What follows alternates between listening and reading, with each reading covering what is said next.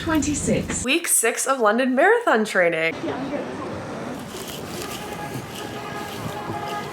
We are on the river right now because I'm going to the Tate Museum. They have a new exhibit that I want to see. Modern Art Museum. I've been there once before, but I'm excited to go back. It's a Monday morning here in London. I am wishing for it to be spring, and I'm also going to do some drawing from the book syllabus. A lot of the exercises in the book are very interesting, but I was doing them in my apartment, so there's like nothing to look at, no people to draw, whatever. So I'm gonna go get some inspiration, do some drawing a little bit later for a call and a dinner with my boyfriend. It is Valentine's Day this Friday.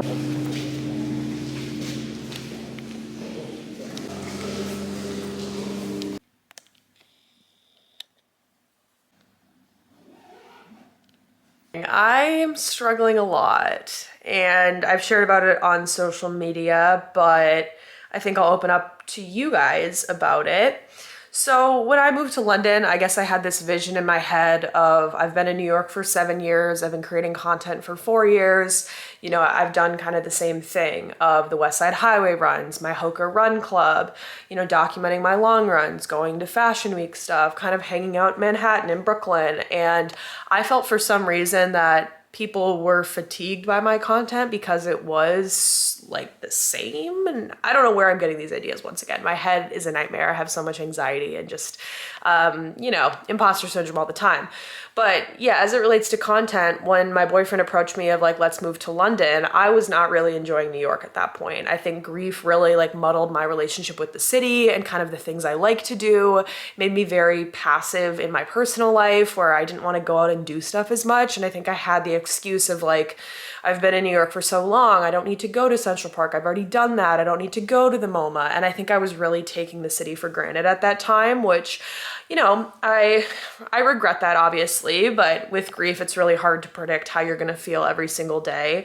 And I think it translated over to my content when I wasn't really inspired to film stuff when I was grieving. And I look back on it now and I'm like, maybe I should have just taken a break off of social media. But then again, like this is my livelihood. And if you don't know, like algorithms do punish you if you aren't consistent with posting. Like if I go 2 days without posting on TikTok, my views will suffer a lot.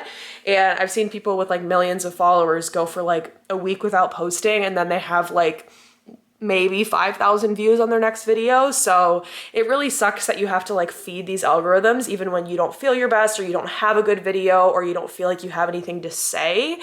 So when I was grieving, I was just like posting through it and I think sharing about grief was good, but at the end of the day, I didn't really feel inspired to be a creator and I wasn't really owning that label of like, I am an influencer, I am a creator.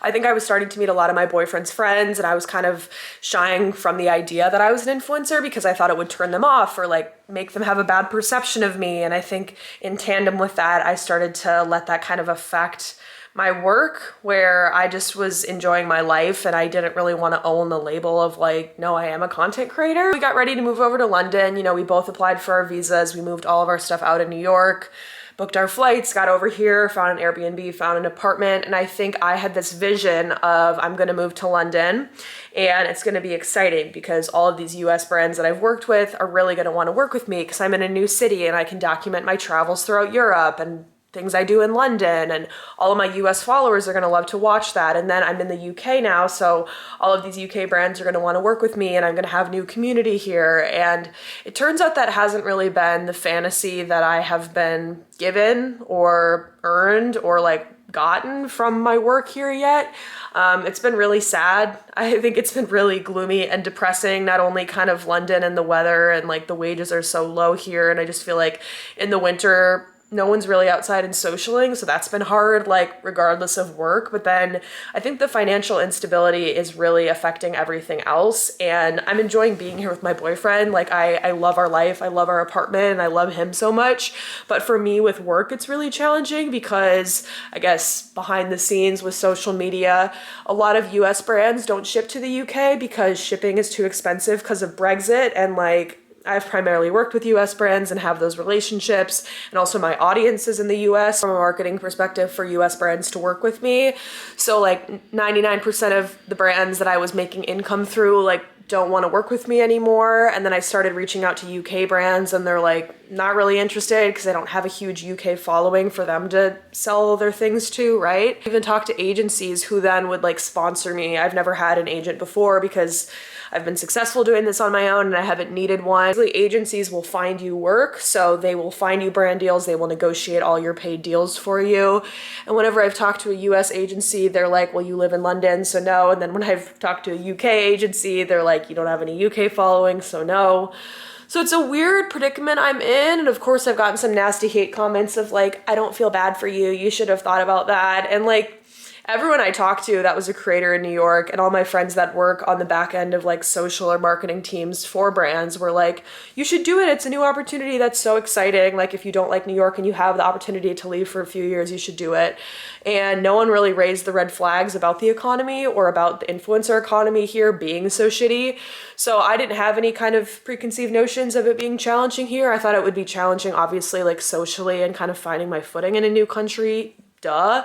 But I didn't really think the whole influencer thing would be that dramatically different here. I think just brands, one, have an allocated budget to pay influencers because they're still like invested in putting up billboards and other like modes of advertising, which are so outdated and so fucking expensive and stupid. Like everyone should pivot to using influencers. But then two, like wages are so low here. I mean, I don't know anyone who makes more than like 50K a year. The cost of living in London is pretty similar to New York. So just like everyone here is really struggling and the economy here is not good. I thought about monetizing platforms like my Substack. Every time I do that, no one upgrades to paid, which then kind of is a dagger in me as well. Thought about like making a podcast or something. I don't really know. I feel like, between Substack, Instagram, TikTok, and YouTube, I have a good amount of work published every single day on the internet. It shouldn't be this challenging for me. And I feel like I have a lot of things I can talk about, whether it's running or fashion or lifestyle or politics or grief, like wellness, nutrition. There's a lot. And so I'm just hitting a point of frustration, extreme frustration, where I've just been breaking down so often about it. I wish I could call my dad, and I feel guilty for like dumping all of this onto my boyfriend and just being like so unwell all the time. Running has really been a blessing for me during this time, as it is whenever I've gone through stuff. So we're gonna head out on our training run. I have 15 miles this week, I believe, for my long run. So that's fun. It is a Thursday, which is my off day. I woke up feeling a little bit under the weather, just feeling like really achy. I feel like sometimes I just think with the cold and just running, I feel like my lungs are hurting. I don't know. I went to a running event last night and I also had a run in the morning. It was like a 15-minute run at night, so it wasn't anything too intense, but it was a really fun way to meet people, find community, meet a bunch of girls that are also content creators. I'm gonna go out because it is the day before Valentine's Day and I need to get some fun stuff for my boyfriend. I know we're gonna make pancakes for breakfast tomorrow and then he's gonna cook up a big dinner. This is my second year having a Valentine ever. Shout out late bloomers. I think I used to feel so self-conscious about being a late bloomer, and now I'm realizing that I'm so happy I spent most of my 20s and all my teens single. It gave me a lot of opportunity to grow and really invest in myself and do a lot of the work that I think I needed to do to be where I am now. The thing they say about your brain developing at 25 is true, because some of the decisions I was making before 25, not so hot. But let's go out in the town and we'll talk to you guys once we figure out what we're doing for Valentine's Day.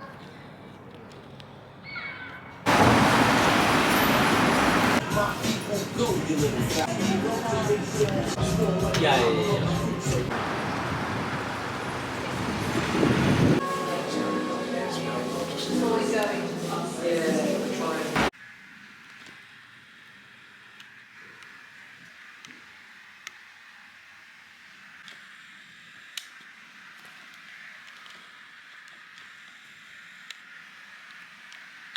Hi everyone, it is a Saturday and I unfortunately got sick over the past 2 days. I still kind of feel shitty today, but I think I'm on the up.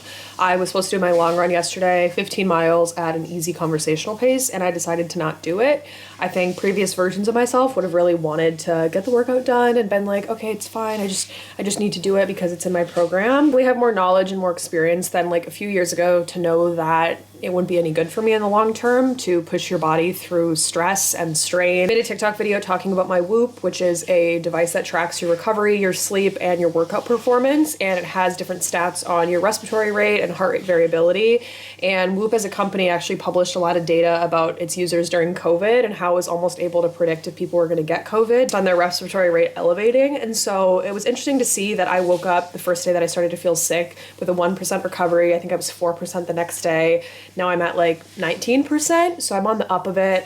Tomorrow is Sunday, so I'm going to try to do my long run, but I'm definitely going to wake up and see how I feel. I've just been like laying low, sitting on the couch, reading my book for this video, which is a pretty short read. It is all about politics and kind of elitism in politics, and it talks a lot about the phrase identity politics, because identity politics goes back to a Black feminist intersectional movement, and it's kind of been co-opted by the far right to talk about liberal concerns and just say that they're all like stupid things and kind of make fun of liberals for advocating for civil rights and progress. The book emphasizes that there's a lot of structures and systems in place that kind of prohibit our imagination when it comes to what's possible with politics, that a lot of us are kind of confined within the system, and the author is a Black academic, and so he talks about a lot of academic circles and kind of what happens to Black academics. On the couch for the rest of the day, watch TV, read my book, nothing really exciting, but I will keep you guys updated if I do my long run, and if I don't, it's fine.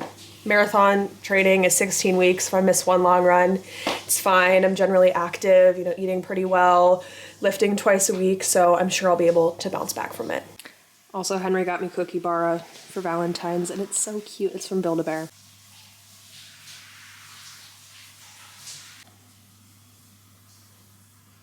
Welcome to the end of week 6 of marathon training. New poster unlocked in our apartment. I'm going to talk about the book for this video. I did do a long run this week. I was feeling sick towards the end of the week and I thought I wasn't going to be able to do it.